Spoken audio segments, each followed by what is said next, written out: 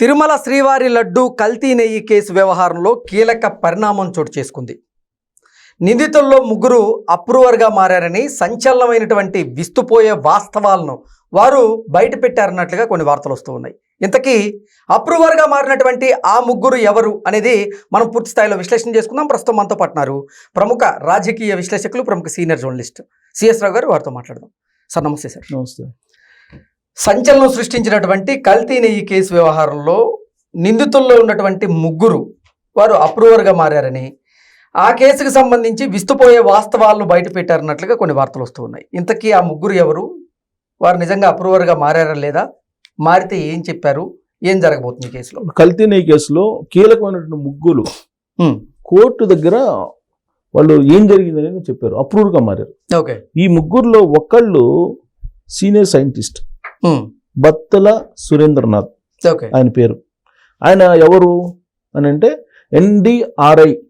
NDRI scientist. అంటే ఇది national dairy research institute Bengaluru, దీనికి సంబంధించినటువంటి సైంటిస్ట్.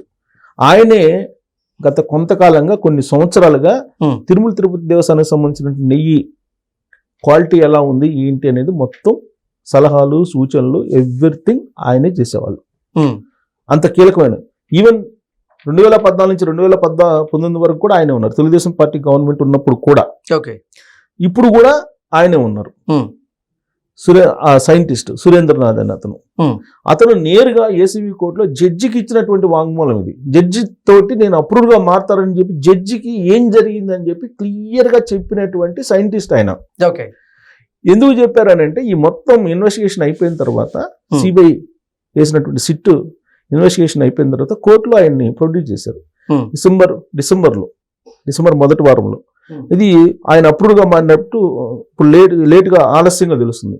అప్రూవ్గా మారి జడ్జికి చాలా క్లియర్ గా చెప్పారంట, నేను ఎందుకు ఇటీవల అప్రూవ్గా మారుతారని వెళ్ళి ఎందుకు ఆ విధంగా నేను చేయాల్సి వచ్చింది, కల్తీ జరిగినప్పటికీ కూడా నేను కల్తీ లేనట్టు ఎందుకు చూసి చూడనట్టు నేను వదిలిపెట్టాను అనేది కూడా క్లియర్ గా చెప్పారంట. ఏం చెప్పారు అని అంటే, 2019 వరకు నిక్కచ్చిగానే నెయ్యి సరఫరా జరిగింది, నిబంధనల ప్రకారమే అన్ని చెకింగ్స్ జరిగాయి.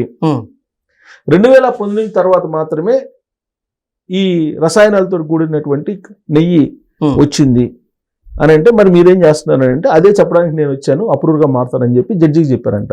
ఏం చెప్పారనంటే, 2019 తర్వాత ఆయన ఎప్పుడు వచ్చినా కానీ ఎయిర్పోర్ట్కి వెళ్ళి ఎయిర్పోర్ట్ నుంచి ఆయనకి విఐపి ప్రోటోకాల్ ఇచ్చేవాళ్ళంట. ఓకే. అలాగే తిరుమల తిరుపతి దేవస్థానానికి సంబంధించినటువంటి దర్శనాలు, వీటిని కూడా ప్రోటోకాల్ ఇచ్చేవాళ్ళు. విఐపి ప్రోటోకాల్ తోటి ఆయన తీసుకెళ్లేవాళ్ళంట. ఆయన కానీ, ఆయన స్నేహితులు కానీ, ఆయన బంధువులు కానీ ఎవరు వచ్చినా సరే రాచమర్యాదలు చేసేవాళ్ళంట. దాంతో వాళ్ళు ఏం చెప్తే నేను అది చేశాను, కేవలం దర్శనాల కోసం మాత్రం చేశాను తప్పితే నేను డబ్బులు తీసుకోలేదు, నాకు నెలకు 3 లక్షల రూపాయలు శాలరీ ఉంటుంది, నాకు తీసుకోవాల్సిన అవసరం లేదు, కేవలం దర్శనాలు, అలాగే నాకు ఎయిర్పోర్ట్ కారు పంపిస్తారు, టీటీడీ కారు పంపించేవాళ్ళంట, తిరుమల తిరుపతి దేవస్థానం కారు పంపించేవాళ్ళంట ఆయనకి. ఆ కారులో ఆయన్ని తీసుకొచ్చి గెస్ట్ హౌస్ కూడా తిరుమల తిరుపతి దేవస్థానం గెస్ట్ హౌస్ లోనే పెట్టేవాళ్ళు, ఎవ్రీథింగ్ చూసేవాళ్ళు. దాంతో నేను ఫ్లాట్ అయిపోయాను, వాళ్ళు ఏం చెప్తే అది చేశాను అని చెప్పి వాంగ్మూలం ఇచ్చారంట. ఇది సురేంద్రనాథ్ కథనం. ఇక మరొక అప్రూవర్ ఎవరంటే బోలేబాబా డైరీ ఉంది కదా, ఆ బోలేబాబా డైరీకి సంబంధించినటువంటి ఉద్యోగి. ఆయన అక్కడ ఏమేం జరిగింది మొత్తం పోసగుచ్చినట్టు ఆ బోలేబాబా డైరీలో చెప్పారంట. ఓకే. ఇక మూడో అతను ఎవరంటే, ఎవరైతే ఈ రసాయనాలను సరఫరా చేశారో, ఈ రసాయనాలను సరఫరా చేసిన అతను జడ్జి ముందు అప్రూవ్గా మారి, నేను ఇదిగో ఇంత పెట్టారు, నేను ఇంత సరఫరా చేశాను, రసాయనాలు నేనే సరఫరా చేశానని చెప్పి ఆయన అప్రూవ్గా మారి వాంగ్మూలం ఇచ్చారంట. అంటే కీలకమైనటువంటి వాళ్ళు బోలేబాబా డైరీలో ఏం జరిగింది అనేది అప్రూవ్గా మారిపోయి ఆయన ఇచ్చారు. ఎవరు ఇచ్చారు? A14 అతను. అతని పేరు ఏంటి? A14 ఆశీష్ రోహిలా ఇతను. అలాగే A17 మహేష్ కుమార్ రోహిరా. మహేష్ అలాగే ఆశీష్ మహేష్. వీళ్ళు ఏసీబీ కోర్టు న్యాయ అధికారి దగ్గర, జడ్జి దగ్గర, ఏసీబీ అధికారి దగ్గర చెప్పారు. ఉత్తరాఖండ్ లోని భగవాన్పురాలో ఉన్న బోలేబాబా డైరీకి ఉద్యోగి ఇతను ఆశీష్, బోలేబాబా డైరీ ఉద్యోగి. అతను చెప్పాడు మొత్తం కల్తీ ఎలా జరిగింది, ఎలా చేసాము, అని ఎలా నెయ్యి తయారు చేసామని చెప్పి మొత్తం పోసగుచ్చినట్టు కోర్టు దగ్గర జడ్జికే చెప్పాయంట. ఆ తర్వాత ఎక్కడి నుంచి ఎక్కడికి రసాయనాలు అలాగే ఇతర పదార్థాలు ఎంతెంత పరిమాణంలో పంపించాము అనేది, వాటితో కల్తీ ఎలా జరిగింది మొత్తం వివరాలని A17 మహేష్ అనే అతను, మహేష్ కుమార్ రోహిరా అతను, ఈ మహేష్ కుమార్ అతను చెప్పాడంట. రసాయనాలు సరఫరా చేసే వ్యాపారి కానీ అతడు కూడా బోలేబాబా డైరీకి తాను సరఫరా చేశానని చెప్పి మొత్తం చెప్పాడు, ఎంతెంత ఎక్కడెక్కడి నుంచి చేశాను అంటే. సో ముగ్గురు కీలకమైనటువంటి వాళ్ళు అప్రూవ్గా మారారు. ఓకే, అప్రూవ్గా మారడంతో పాటు ఇప్పుడు లేటెస్ట్గా ఇన్వెస్టిగేషన్ ఏం జరిగిందంటే, చిన్నప్పన్న ఉన్నారు కదా, ఎవరి చిన్నప్పన్న, వైవి సుబ్బారెడ్డి గారికి పిఏ. ఓకే, ఆయన టీటీడీ చైర్మన్గా ఉన్నప్పుడు, అంతకుముందు ఆయన ఆంధ్రప్రదేశ్కు సంబంధించినటువంటి ఢిల్లీలో ఉన్నటువంటి ఏపీ భవన్కి సంబంధించినటువంటి ఉద్యోగి. ఇప్పుడు ఈయన టీటీడీ చైర్మన్ తర్వాత ఆయన అక్కడ అపాయింట్ చేశారు. సో ఓవరాల్గా వైఎస్ఆర్ కాంగ్రెస్ పార్టీలో ఉన్నప్పుడు అతని అకౌంట్లో పడిన డబ్బు ఎంత అంటే దాదాపు 5 కోట్లు, సుమారుగా 4 కోట్ల చిల్లర ఎంత ఉంది, మొత్తం 5 కోట్లు. ఈ 5 కోట్ల రూపాయలు ఎక్కడి నుంచి వచ్చినాయి ఇతనికి అని చెప్పి ఎంక్వైరీ చేస్తే కొన్ని షూ మార్ట్ల నుంచి, కొన్ని లాజిస్టిక్ కంపెనీల నుంచి ఇట్లా వచ్చినాయి అంట. ఇందుకు ఆయన అకౌంట్ ఏంటి అని అంటే, ఆయన అసలు అకౌంట్ ఎలా మెయింటైన్ చేశాడు అనే దాని మీద సిబిఐ వాళ్ళు ఎంక్వైరీ చేస్తే, విజయవాడకు సంబంధించిన శ్రీదేవి అనేటువంటి ఒక ఆవిడ, ఇతను అపార్ట్మెంట్లో ఉండేవాడంట విజయవాడలో. ఈ అపార్ట్మెంట్లో ఆవిడ ఉండేవాళ్ళంట.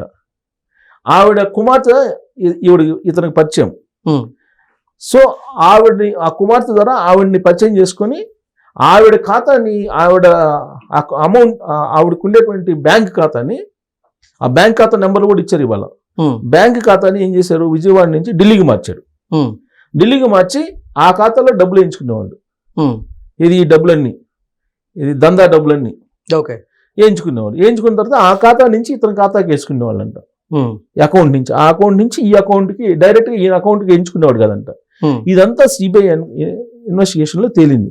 ఇతను చిన్నప్పన్న విచారణకు హాజరయ్యాడు. విచారణకు హాజరైన సందర్భంగా ఈ విషయాలు చెప్పలేదంట సిబిఐకి. సిబిఐ వాళ్ళు ఎంక్వైరీ చేస్తే బయటపడినటువంటి అంశం అంటే చిన్నప్పన్న విచారణకి సహకరించలేదంట. సో ఆ సహకరించకపోతే వీళ్ళు చేసినటువంటి ఇన్వెస్టిగేషన్ లో ఈ డబ్బంతా ఈ అకౌంట్ లో ఎందుకు వచ్చింది, ఇతని శాలరీ 64 లక్షలు అంటాం. ఇది ఆ 3 సంవత్సరాలు 4 సంవత్సరాల టెన్యూర్లో ఆయన ఏపీ భవన్కి సంబంధించి ఉద్యోగిగా చేయని, లేదంటే పిఏగా చేయని, ఎప్పుడైతే అతని శాలరీ 64 లక్షలు, 5 కోట్లు 64 లక్షలు పోతే మిగతా డబ్బు ఇతనికి ఎట్టొచ్చింది అని చెప్పి ఎంక్వైరీ చేస్తే సిబిఐ వాళ్ళు ఆ శ్రీదేవి అనేటువంటి అకౌంట్ని ఢిల్లీకి మార్చి ఇక విజయవాడ నుంచి ఆవిడ అకౌంట్లో డబ్బులు వేయించుకొని అవినీతి జొమ్ము అక్కడి నుంచి ఈయన తీసుకున్నాడు అని చెప్పి సిబిఐ వాళ్ళు లేటెస్ట్గా తెలిసారు. ఇది అప్డేటు. ఒకటి చిన్నప్పన్న అప్డేటు, 2 అప్రూవర్గా ముగ్గురు మారారు. అప్రూవర్గా ముగ్గురు మారి వాళ్ళు ఏం జరిగింది చెప్పిన తర్వాత కూడా ఇంకా వైఎస్ఆర్ కాంగ్రెస్ పార్టీ వాళ్ళు కల్తీ లేదు, కొవ్వు లేదు, లేదంటే ఇంకేమీ లేదు, ఇదంతా రాజకీయ పరంగా చేస్తున్నటువంటి ప్రచారం అని చెప్పి వాళ్ళు చెప్తుంటే తెలుగుదేశం పార్టీ వాళ్ళు కాదని చెప్తున్నారు. కానీ ఇది పొలిటికల్ గా చేసేసి పొలిటికల్ గేమ్ అన్నట్టుగా వెళ్ళిపోయింది. అందుకే మీరు అబ్జర్వ్ చేయండి, సోషల్ మీడియాలో కూడా మనం వీడియోలు పెట్టినా కానీ అంత ఎక్కువ మిగతా వీడియోలు చూసినట్టు ఫాలో అవ్వట్లా. కారణం ఏంటి, ఇదేదో పొలిటికల్ ఇష్యూలు అనేవి తీసేస్తున్నారు.